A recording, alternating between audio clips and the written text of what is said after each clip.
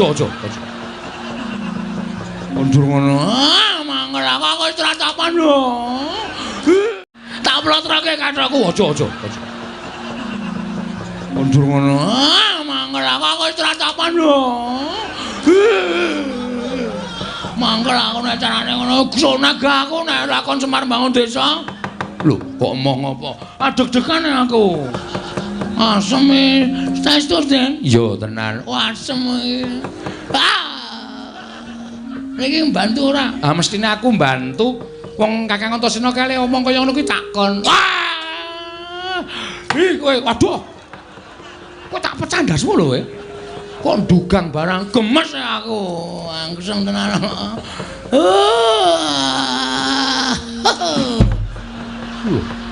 Pun jengkelit barang ora. Saking senengku. Enggak metu njaba enggak. Sampeyan metu njaba metu ndero. Ya ayo nek ngono metu njaba karo aku. Oh, bulane do seneng metu njaba ora masalah. Wah tak cocoki ndase Bagong omongane. Kowe ngapa? Kowe iki nek ngene iki asosiasimu sing elek, pikiranmu sing jorok, goblok kowe. Ora iso mencerna kata-kata kowe. Oh, petok. Kowe jenes, aku sengit karo kowe kok kaya wong-wong kaya kowe pikirane elek kaya ngene. Delok limboke susune mencetot ngono kae. Jiar kowe ora.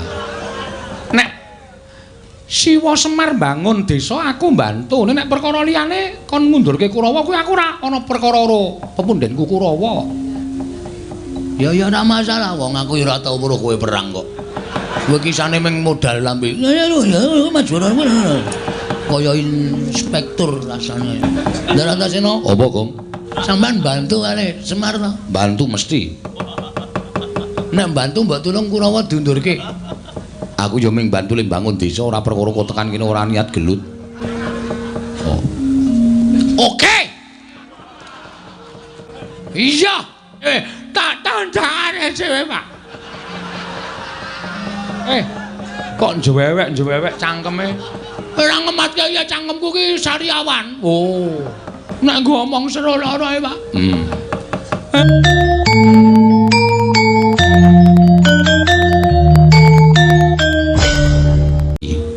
Nono Garing slamet. Mangaitunipun Ndara Wilujeng. Slamet kele, Dekle. Piye rek? Jane ora trima atiku aning bose. Ha iya. Wis ora apa-apa. Wilujeng Ndara Antasena, bekti kula kunjuk. Yo. Tak tampa rek. Garing padha slamet. Pangestunipun Ndara Kankaca, Nolo Garing padha slamet. Pangestunipun Ndara Abimanyu Wilujeng, Nolo Garing padha slamet. Padha kok pelodo. Padha slamet. Pangestunipun Wilujeng bekti kula kunjuk, ya tak tampa. Ndara Wisanggeni bekti kula nggih Den. Petruk tak tampa pangestuku Tamparnana ya Petruk nggih. Ndara Antasena ya terus tak tampa pangestuku Tamparnana nggih. Ndara Garukaca ya Petruk pangestuku Tamparnana nggih. Ndara Abimanyu ya Petruk pangestuku Tamparnana. Ndara Antarja ya Petruk pangestuku Tamparnana. Gendi kowe, Gong. Ndara-ndara kula idem. Lho. Kok ming idem kakean cangkem terus. Eman-eman sing nggo nyambut gawe terus e. Hawe iki lumantamu swara kok dieman-eman. Ndara Wisanggeni, Ndara Antarja, Ndara Gatotkaca, Ndara Antasena, Ndara Abimanyu. Bekti kula kanca nggih, Den. Nggih, kula tampa. Wis. Ngawur ora. Pripun enten napa? Napa diutus Kang Rama? Napa enten wigati Siwa Semar? Aku mung bakal nyatakake impen sing tak lakoni wae. Sampeyan ngimpi napa? Lho, sampeyan ngimpi napa, Ndra? Sampeyan ngimpi napa, Ndra? Dek kapan Den ngimpi? Mengko gek bareng kali kula. Kowe ngimpi apa? Isin ae, Ndra. Ngerti-ngerti ngelilir ya aku iki. Ora usah sok modo-modo ora. Ngimpi kok ora.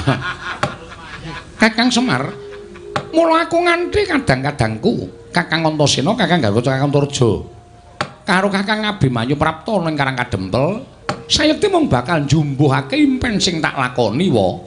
Ha nggih, sampeyan iku ngimpi napa? Wong sing jenenge impen iku ora kudu kelakon lan ora kudu kababar. dadi kasunyatan. Ora kanthi kanyono-nyono Siwanayantaka lenggah ana ing pendhapa padukuhan nanging gumebyar cahyane kaya mangku sanggiwang rembulan wa. Weh. Piye kowe? Semar mangku Dek Wulan. Us. Bagong nek ora krungu kupinge digebek sik kono. Ha piye maksude? Mangku sanggiwang rembulan. Wah, krunguku kok mangku Dek Wulan. Yang kowe. Wah. Langsung pemburu aku. Ah iya rembulan kok Dek Wulan ora. Monggo bareng tak caketi para putra kena dayaning sanggiwang rembulan wekasan salirane Kakang Antasena, Kakang Garwaca, Kakang Antarja, Kakang Abimanyu melu mawa cahya. Siwa, iki werdine apa? Mula banjur tumune aku sowan ana ing Randu Gombala nglumpuhke kadang-kadangku pring gondani jangkar bumi lan Tanjung Anom ing wigati bakal tak irit sowan ngersaning Siwanayantaka. Lan apa ta wigatine? Yen to pancen Siwanayantaka kuwi duwe gegayuhan, yen to pancen Siwanayantaka kuwi duwe kekarepan, anak-anak Pandhawa ora bakal mangku asta wisuh lumuh ngentasi perkara. Mesti aku bakal sak biyantu karo Siwanayantaka wae. Lah. Pancen bocah siji iki kena disebut wiji sejati ya iki, Petro. Lah nggih. Monggo aku lagi rasan-rasan. Lah kok dadi wis padha priksa. Lho. Siwanayantaka grenengan kaya ngono kuwi tegese Siwanayantaka bakal duwe karep. Kula niku rak mung kepengin bangun desa. Kula niku mung kepengin bangun desa ning syarate miturut wangsit sing kula tampa kok rada abot. Monggo anak-anak kula kongkon do ora sagu. Lho, Nala Gareng Petruk Bagong ora gelem dikongkon, mboten purun. Anak model apa kuwi aku tak takon. Ing ngatasi dikongkon karo bapakne kok ora mangkat kuwi. Lah nek cara aku rasa anak-anak wae, pateni wae ngopo? Waduh. Modar iki, Tru. Ha wong aku ya urung muni ora sagu kok Pak Ming aku ngandhake nek sikilku kuwi barasa murat. Nyatane do duwe alasan dhewe-dhewe. Bapak arep kongkon aku nanti, Pak. Sendika dawuh, Pak. Lho. Ming aku sing sendika, ha ta, Pak? Ora. Oh, asem e. Nek kompak Semar karo aku kok plotroke kathoke aja gong. Ora kompak karo bapakne arep diplotroke kathoke. Taboki bokonge mangkel aku. Ceplek-ceplek ngono kae. Kurang ajar.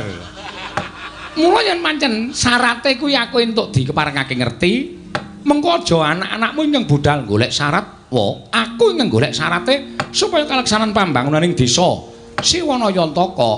Lha niku ya gumun. Lah nek syarate kok dadak siji Sekar Wijaya Kesuma, loro Pustaka James Klimasada, telu Pusaka Mandura, loro cacahe Kyai Nenggala, Kyai Arugara. Kakang Antasena, piye? Piye Kakang? Adidum, rasa kuwatir. Aku karo kowe ning Ndarawati. Mengko nek Siwa Kresna ora maringake, sapa kuwi ajiare kabeh. Ora kasar kaya ngono kuwi. Lah Witena, mungsuhmu nek wani karo wong Ndarawati, Paman Setyaki lho. Aku ki ra wedi rumak cilik. Aku ki ra wedi, aku sapa-sapa ki ra wedi ya. Aku ora wedine karo wong sing sok nganggo training abang. Rungokno, Tru. Tru, rungake. Wah, metrentreng juan ora. Piye, kowe lagi ngerti nek Ndara Antasena iki medine mung karo Suwanto. Agamanmu ya apa? Weh, untukku wis ra ana kabeh. Takmut.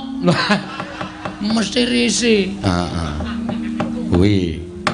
Mengko didum. Lah terus sing ning Ngamarta kuwi dia pasrahke karo anak-anak sing ditresnani karo para pemuda Pandhawa. Sapa? Kakang Garwaca karo Abimanyu. Oh, Kakang Garwaca karo Kakang Abimanyu. Oh, iki rak anak emas. Nganggone sowan ning negara Ngamarta. Wo. Ngono. Pandhawa lilih kabeh. Weh lah cocok. Lah terus sing ning Mandura, Kakang Antarja. Ora ana kancane, ben dikancani Bagong. Kula mboten isa niku. Lah ngopo? Nek awake rada meriang e. Gong ming ning Mandura kok. Weh, Mandura iki gawat e. Baladewa e, Tru. Nek nganti kosowan mrono ajeng nyuwun ngambil Nenggala kali Alugara. Kepiye? matane ra mlek. Nenggala disine dugang cangkemmu. Modar ora kowe. Kowe wae kana sing melu. Aku lu sikil kuasa murat kok. Garang wae. Lho iki tangane tikle miprate kira sikile becik kon tekan Mendraya nalarmu piye to? Nganu mawon kula usul Ndara Antarja piyambak mawon. Nggih Den, kendel lho nika. Tenan luwane ndi dhewe wae wani nggih Den nggih. Ya saura-urane ana kanca, mongko kanca sing tak cocoki ming kowe Bagong. Waduh. Wis ngerkos iki wis. Ngerti aku ora melu wayangan acarane ngene iki. Ya ora melu wayangan ya ditakokke wong kowe iki termasuk favorit e. Hah? Termasuk favorit. Nggo ngilangi lumut. Kae kaporit. Favorit ngono lho. Ha iya. Wis rasa disilaki kudu saguh. Lah nek ngoten kula mung kari manut mawon, Ndara. Ing rikat lampahing rata tanpa ndara prapteng sukuning argaram kang tumingal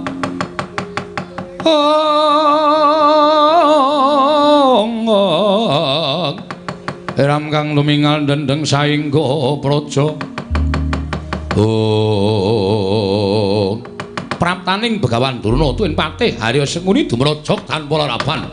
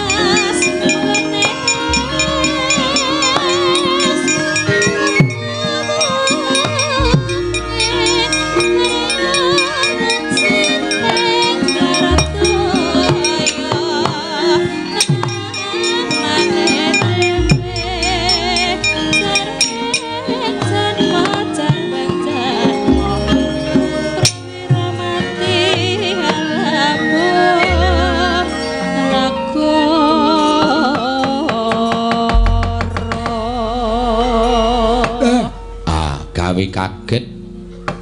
Lah kok karang kadempel dayoe ndlidir kaya ngene. Nala Gareng dalem, Pak. Sawise putra-putra Pandhawa iki kok kasepuhan sing rawuh. Lho, sapa iki? Sapa ya, Truk? Aku ora ketutupan bokonge Semar. Begawan Durna, kasepuhan, Gong, kasepuhan. Mayit. Lho. Mayit dengkulmu. Begawan Durna. Patih Sengkuni mau ketoke melu mlebu bareng weruh. Anak-anak Pandhawa komplit nang kene kok njur nglesot metu meneh. Sajake gila sajake. Sajake ayo. Wong ki nang ngres tumindak eleke mesti weruh kanan iki mesti wedi sik, Tru. Wis ben dibagekke karo bapak. Bagekno Pak rawuhe Begawan Durna. Nek ana apa-apa iki mumpung ana putra-putra Pandhawa mesti ora bakal wani tumindak piye-piye. Penemban wilujeng. Gandhok pleguduk soal gembol sumorante. Ya Semar, slamet tek aku.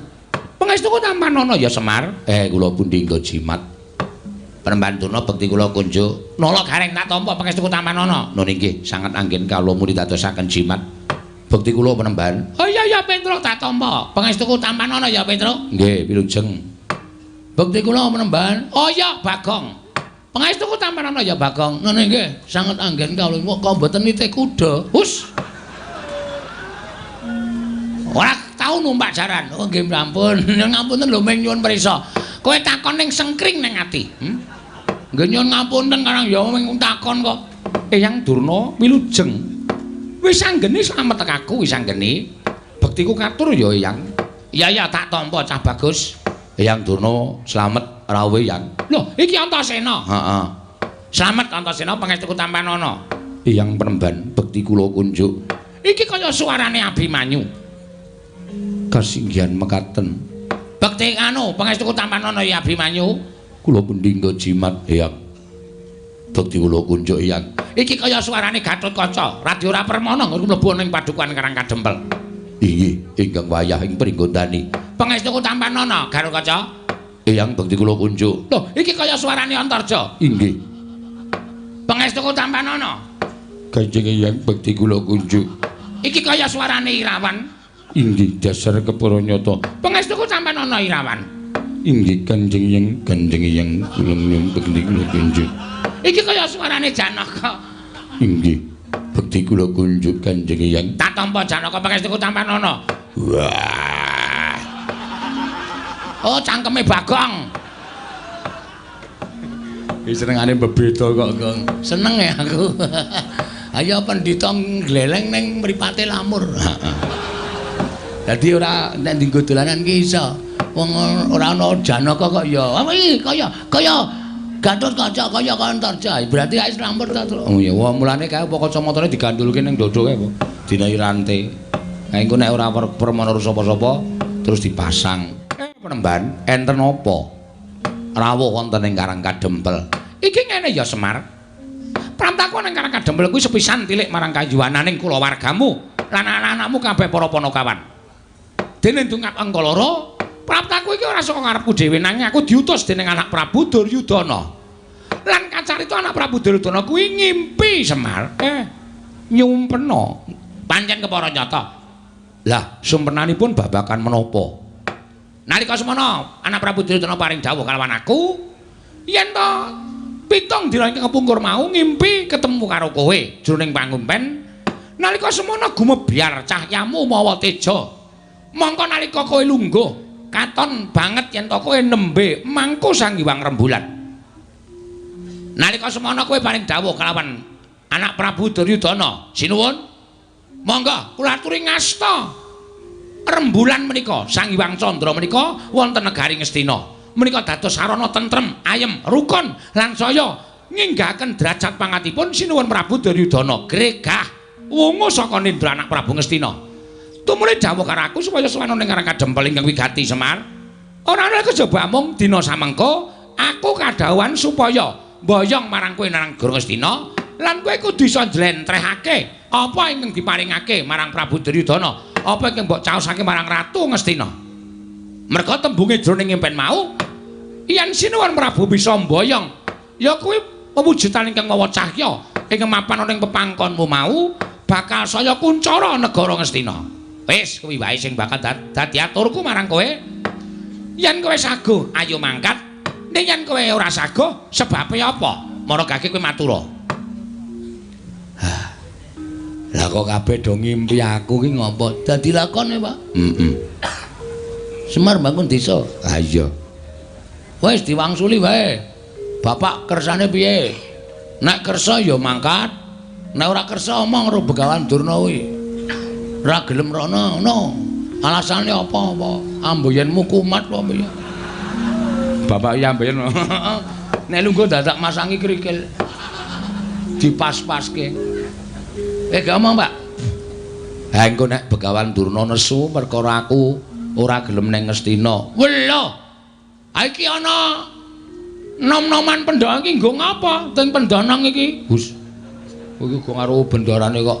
Ndara Antasena ana, Ndara Gatotkaca ana, Ndara Antarja ana. Namung kon Jatasi Durna sagung nggih, Den? Hah? Sing tetek ta. Rasa ora ndirasa kepenak. Sago Tandara Antasena. Ya nek Eyang Durna salah tur ora kena dikandhani, nek tumrap aku hukume Antasena ki sapa sing salah tur ngeyel, wajibe dijotosi. Kusik. Perkara iki aku ora bakal ngeyel. Perkara iki aku ora bakal ngeyel, ning aku mung kepengin ngerti Semar kuwi gelem sowan ning Astina apa ora? Nek gelem ayo tak boyong, nek ora sebabe apa? Ming kuwi tok aku ora bakal ngeyel. Nuwun sewu. Kula niki lagi arep duwe gawe. Loh, ngapa? Mecah sirahe Bagong apa piye? Bagong. Arep dipecah sirahmu. Wah, pecahe sik to. Iya. Ora ngawur nino. Sang arep kok ora ngapa-ngapa diwarai. Wah, geceke sirahe. Urung ana masalah kok. Gawe masalah, Pak? Oh iya. Kok bapak kok ya manut ki piye iki? Kok ya. Sing ngomong sapa iki mau? Bagong. Tak kira Ndara Wisanggeni. Ah, beda. Wisanggeni cilik kok. Aku gedhe kok. Beda no. Nek aku gedhe nek ditemesok tambah gedhe kok. Nuwun sewu, kula niku nedeng gadah damel. Loh, kowe duwe gawe apa? Kula kepengin bangun desa. Mula nem-neman Pandhawa sami rawuh wonten mriki, lancur-lancur Pandhawa sami rawuh wonten ing papan mriki, mergi kula kepengin bangun desa. Mujudake desa ingkang kebak karukunan, kabagyan, katentreman lan nampi berkahing Wang Mahanasa. Mongko syarate nggih pinten-pinten syarat sing kula ajeng kula gayuh. Nek nganti desa niki kula tinggal, napa sing kula jangka ora bakal kasembadan. Semar, pripun? Kowe iki tekan Ngastina ming sedhela, ngono? Tekan Ngastina ming sedhela, ming matur ngesanipun anak Prabu Duryudana. Sinuwun, kawontenanipun kados mekaten, menika wujudipun mekaten, menika wujudipun kados mekaten lan naminipun mekaten. Mergi menapa panjenengan ngimpi ing mekaten menika, jalaran tegesipun artosipun mekaten. Meng kowe cukup ngono wis rampung, kowe njaluk bayar pira? Nggon ngomong kuwi njaluk bayar pira? Dijoli dhuwit pira kaya omong. Aja meng yutan, yen perlu miliar. Aja meng miliar, yen perlu triliun. Kuwi kok bakal diparingi dening anak Prabu Duryudana. Nek kowe nampa dhuwit saka negara Ngastina, uripmu ora kaya ngene iki, iso nggo bangun pendopo, iso nggo bangun teras, kowe iso tuku kendaraan. Manganmu sepentine ora ming sego jagung ning beras raja lele, nek kurang enak ya raja kutuk. Kuwi kok iso nglakon kabeh tak kandhani, iso nglakon kabeh waton. Kowe gelem tedhak ana negara Ngastina, kowe gelem sowan ana negara Ngastina. Nanging nek ora gelem sowan ana negara Ngastina, Semar, ora jeneng aku ngancam lho. Ora jeneng aku ngancam. Ning apa kelakon aku ruda peksa karo kowe? Nuwun sewu. Napa sampean mboten menggalih?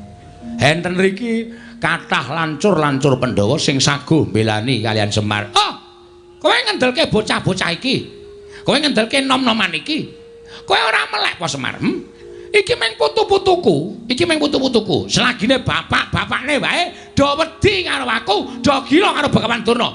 Lah kok aku meng tok gegiro karo putu-putuku dhewe, karo anak-anak Pandhawa. Apa mbak nek aku wis ana anak Pandhawa iki aku wedi karo kowe? Oh, aku ora bakal gila karo kowe Semar. Nek kowe ora gelem, kowe tak rudha paripeksa Nayantaka.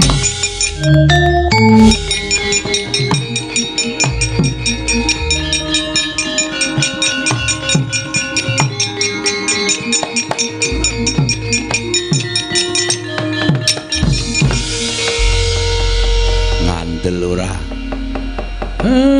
Bocah iki arep ngopo iki? Hei. Arep metenteng ya, Pak. Ayo metenteng tunguk ngisor, tunguk dhuwur metenteng keleke pasrai. Wis tak semprot. Mendandurna. Loh, iki Bagong. Arep ngopo kowe? Sampeyan mau ngendika pripun? Semar nek tekan negara Ngastina ajeng manggahi pinten miliar? Pinten triliun? Sampeyan tahu wae Semar niku mata duwiten. Sampeyan tahu ngerti lho, Semar niku teng pundi-pundi njaluk bayar? Mboten. Semar niku ndongani sajan wae digawe dit ra gelem.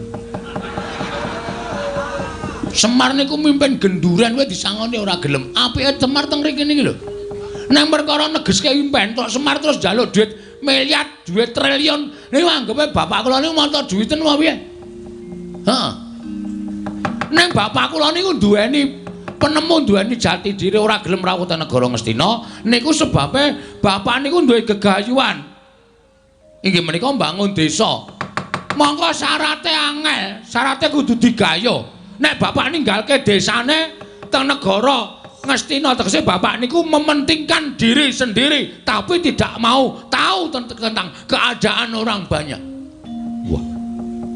Edian Bagong kata-katane apik. Meneng sik Antasena. Wah. Wak totok ndasmu lho kowe. Weh, lali aku tak kira kowe bolone Durna. Ana ngurine Durna e. Nuwun ngapunten niki lagi serius sampun dikisra omongan kula. Lho, terus sampean kok dadi nek pancen kowe ora gelem tak boyo marang negara Ngastina, kowe tak rudha paripeksa. Bapak ngendika, napa sampean mboten wedi niki enten lancur-lancur Pandhawa. Anak-anak Pandhawa. Selagine bapakne anak-anak Pandhawa wedi karo aku, apa meneh bayi-bayi, putu-putuku, anak-anak Pandhawa. Aku ora wedi. Nuwun sewu lho, mulutmu harimaumu. Kowe nek omong nganggo dipikir, ngoten. Nek ngendika nganggo dipikir aja waton ngendika sak penake dhewe. Nek sampean ngendika sak penake dhewe, ngrekoso urip sampean teng Karang Kadempel. Terus kowe arep ngapa? Kula mewakili bapak mboten ajeng tindak teng negara Ngastina. Lho, piye? Tegese kowe wani karo Begawan Durna. Lho, piye ta cah iki?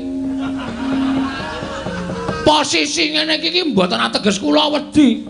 Kula wani sekecap padha sakecap karo sampeyan niku merga kula wani penembar. Ora kok kula perkara wedi. Kowe wani merga nek kene ana anak-anak Pandhawa. Lho, mbok kandha bali. Ijen padha ijen karo sampeyan. Nganti sampeyan iso menang karo aku. Meguru karo wis 20 taun. Gong. Kuwi rapisan-rapindo mesti gawe masalah kaya ngono. Gong. Wah, apa itu? Mbok wis mundur kuwi perkarane bapak kok. Santai wae to. Kowe goblok kok goblok piye? Ha iki nek ora digawe masalah terus piye mengko bar limbukan bubar. Nganggo utek ngomong. Kene iki ya karo mikir padake. Terus kok bar limbukan kilang-kilang arep ngopo iki? Wah, tenan dijaluk nes dite. Ah iya. Iki mula digawe masalah Durna ora wani tak gawe supaya wani. Ben mengko ana terusane. Konjur padake ora ganggong-ganggong. Lha nek ngono kowe wani karo Begawan Durna, sing tak wedeni apamu? Bagong, gandeng aku tak bengok wis ceng-celengan. Mulai iki ayo padha didadekake. Ayo metu Jawa. Ora bakal wedi ae. Ayo. Wah.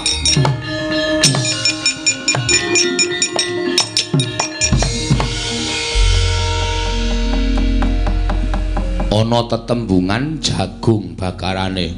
Endi? Lho kok endi? Ana, Pak. Sak ngertiku mung sate kambing. Wah, wis cilaka tenan. Kok cilaka piye? Durna wani. Ayo tandangi. Kowe wis wani nantang Begawan Durna kuwi ana tembungan jagung bakarane tanggung perkarane. Saya tak takon karo Ndara Wisanggeni. Kowe arep takon apa, Bagong? Sampeyan mau rawuh mriki nak pun sendika mbelani bapak to? Mbantu karo bapakmu ora mbelani. Ha saiki nek pancen bantu niku sampeyan kudu sago ngundurke Kurawa. Kusik. Aku mbantu le mbangun lho, ora ana mbantu perkara liyane. Biar kowe ora. Nek Siwa Semar bangun desa aku mbantu. Nek perkara liyane kon ngundurke Kurawa kuwi aku ora ana perkara karo pepundenku Kurawa. Ya ora masalah wong aku ora tau weruh kowe perang kok. Kowe kisane mung modal lambe. Ya majuran kaya inspektur rasane. Ndara Antasena. Apa, Gong? Sampeyan bantu kare Semar to? Bantu mesti. Nek bantu mbok tulung Kurawa diundurke. Aku ya mung bantu le bangun desa ora perkara kok tekan kene ora niat gelut. Aku usirku ndelok jagat iki supaya tentrem, ayem ora ana regejegan. Ha terus fungsine kula nantang Durna niku mau. Lho, sing nantang sapa? Kula. Kok sing temandang aku. Nek wani nantang wani nandangi. Ya, iya ora masalah. Oke. Kita wis do pidak jempol iki kita. Nderek Gatotkaca. Nggih. Saman nate kemutan mboten? Perkara apa? Biyen jaman sampean dijedi teng Kawah Candradimuka. Iya. Niku asline sing ngentut kemeng kula. Petruk ora wani tekan kawah, Gareng ora wani tekan kawah. Napa meneh Semar? Semar nek kena panas leleh. Sing tekan pinggiring kawah ngenteni Ndara Gatotkaca jedul saka kawah niku mung kula. Apa mbiyen aku akon? Nggih mboten. Ora kewajibanmu to? Nggih. Ah terus kula tak takon, kewajiban sampean napa? Aku dadi satriyaning praja. Satriyaning praja kewajibane ngayomi para kawula negara Ngamarta. Karang Kadempel niku ke bawah keperintah negari pundi? Ngamarta. Karang Kadempel ajeng diserang para Kurawa. Sampeyan pripun sebagai satriya? Mestine aku ngayomi. Mestine kudu ngoten. Iya. Kurawa kudu mundur tekan negara Ngastina. Iya. Dadi kewajibane sapa? Sing ning Karang Kadempel sapa? Kula kali Bapak kali Petruk kali Gareng. Terus nek kowe masrahke perkara kabeh marang Gatotkaca, apa rampung perkara negara? Aku ngrampungi perkara negara Ngamarta durung rampung-rampung babahi perkara Karang Kadempel. Sing gedhe pangapuramu rampung ana dhewe. Duar. Dongaku kabul. Kowe ndonga apa ya, Truk? Asem e. Ndaran terjawab. Nggih. Sampeyan nggih mboten purun nabi kula. Ora terus terang bae ora. Wah, iki kok bloko banget to iki. Iya Bagong, awakku kesel tenan Bagong. Nggih, Bapak. Ndara Abimanyu sayangku cintaku. Ndara Abimanyu. Apa Bagong? Sampeyan tresno kali kula to? Tresno. Mbok kula dibantu. Bantu apa? Sak gedhagan iki aku mung iso bantu 150 bab. Kula tekan dhuwit to iki. Kula niku nantang para sata Kurawa. Sing gedhe pangapuramu Bagong, aku ra iso piye-piye. Kadang-kadang kudu ora mbelani, nek aku mbelani mesti aku dijothak, ora dijak dolan, ora dijak lunga. Oke. Iya. Dhewe kaya ngono ya. Bengi iki ora ana sing mbantu karo Bagong. Pak. Gandeng aku wis kadung nantang Durna. Isen aku mundur, Pak. Terus Aku njaluk pamit ya, Pak. Arep nendi? Methuke Kurawa, alakonane dhewe, wak ladenane dhewe, tak tandhane dhewe, Pak. Kok njewewek cangkeme? Ora ngematke ya cangkemku ki sariawan. Oh. Nek ngomong serono ae, Pak. Mun jawab ya, Pak. Yo sing ati-ati. Nek kowe mati kowe dadi kusuma bangsa. Matimu bakal dipendhem ning taman makam pahlawan. Anjuk bathine apa? Mati ora iso urip meneh kok. Ya Pak, nyun pamit yo. Yo sing ati-ati. Petruk, kowe tega tenan karo aku? Aku lagi males, Gong. Lakonono dhewe. Nah aku mati lho, Truk. Mati awakmu dhewe kok aku bingung. Aku senengane glelekmu ora jamak-jamak. Nek ketanggur kene iki men tok rasake dhewe. Reng, Apa? nek aku mati, aku ora nyaur utangmu. Ora nyaur apa-apa tak ikhlaske, Gong. Edan. Aku ngimpi apa to ya bengi iki? Oh dadi kaya ngene kae, Pak. Nyun pamit. Begawan Durna Kurawa iki Raden Minajingga. Ingkang sagung ngendarat karo Esa Kurawa menyang dhewe.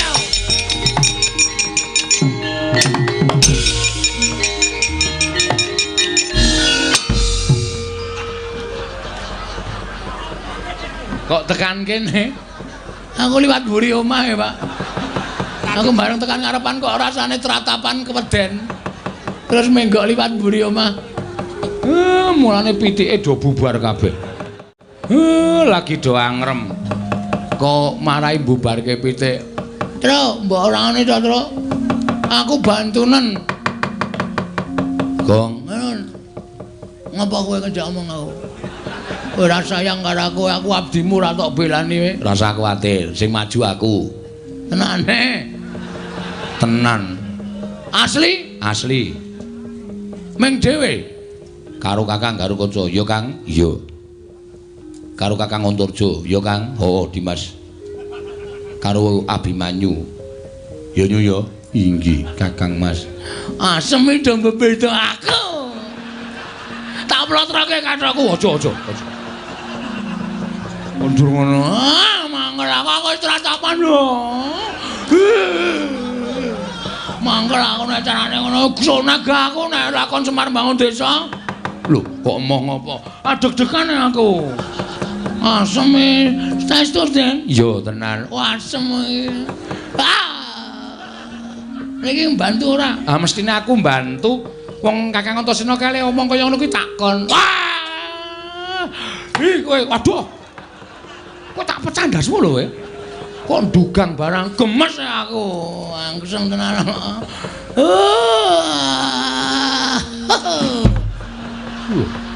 Wong jengkelit barang ora. Saking senengku. Enggak gak metu njaba enggak. Sampeyan metu njaba metu ndero.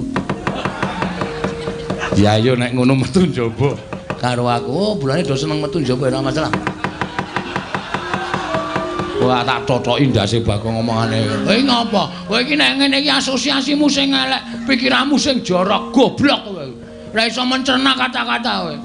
Oh, petok. Kowe jenes, aku sengit karo kowe kok kaya wong-wong kaya kowe pikirane elek kaya ngene. Delok limboke terus pikirane elek kae porno kae, susune mencetot ngono kae. Kowe sing basa iki pikirane sing nonton. Wong kuwi keindahan kok. Ora, kowe menungsa ya ana wis sengit tau. Nggih, Jan nggih? Iya. Kamu tuh gak? Iya. Ndara Bimanyu? Iya, Bagong aja kuwatir tak belani. Ndara Kaca? Iya, Bagong aja kuwatir tak belani. Ndara Antarja? Iya, Bagong aja kuwatir tak belani. Ndara Wisanggeni? Iya, wis ayo mangkat dina iki. Kakang Antasena, Kakang Garwaca, Kakang Antarja mesake Bagong. Ayo padha dibantu. Nek kira-kira mengko kowe kalah karo Kurawa, ya wis ben ditandangi Bagong rek. Iki omong apa meneh? Macem-macem ora ya nganti rampung. Iya, nganti rampung ya.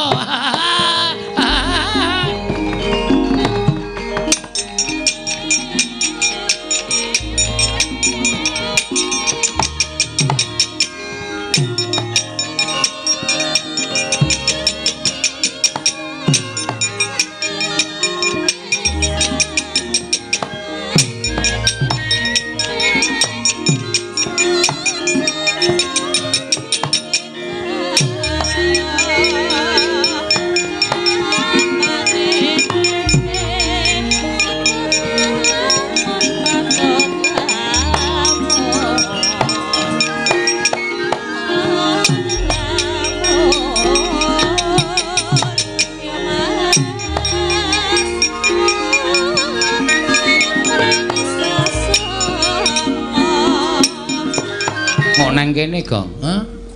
Ndara-ndara wis do metu kok kowe tengok nang kene. Aku sing ndek kewajiban Reng, kewajiban apa? Iki kewajiban mikir engko bar perang adegane apa. Oh iya. Ya wis nek ngono ya dipikir sik. Heeh. Aku engko tak ora metu sik ya. Ya men perang sik. Heeh. Ya Pak ya tak ya Pak. Nang ndi? Manut. Nang sarean ngene ndi? Kowe. Ku tak pecah sirahmu lho kowe. Aku iki senengane nek yo masuk ke dalam simbok wis olah-olah. Iya. Seafood. Iya. Kerang, ora doyan kowe kerang ta, Pak? Ora iso le ngonceki to kowe? Hah? Ora perkara ora iso le ngonceki, nggo mamah ki wis ra iso. Cangkeme ganti. Wedhus ora. Kerang ora doyan. Kowe iki disuguh apa-apa ora tau gelem rapi. Seafood ora doyan. Sate kowe ya ora cerdas. Aku ki senengane ndok setengah mateng. Oh ya ngenteni sesuk-esuk. Ora antil mudar lho, Gong. Nah aku sok setengah mateng terus, Pak. Ndok pitikku maksudnya. Engko tak gaweke ya Pak, gane aku sayang karo kowe. Ayo Mlebu iki selak blandang wektune ayo gek. Bojone Bagong iki kon limbukan karo bojone Gareng. Men padha nglipur sanggaring para lenggah. Sangu gendeng apa, Pak? Sak karepmu sing gampang-gampang wae. Apa, Gong? Jadilan. Lho. Oh, bapak mundur ngedaluk jadilan ora. Santi mulya kesenane bapak ya. Men kabeh warga padha sesanti kamulya. Mulya ki ya rukun, ya tentrem, ya ayem, ya manunggal. Ha ta, Pak? Wis gek dunekke dibukani bonang. Tiluli demlong kuwi gugur gunung. Kuwi senengane obo pelok linyuwara pelok barang sak penake dhewe ra. Yo mangga dados.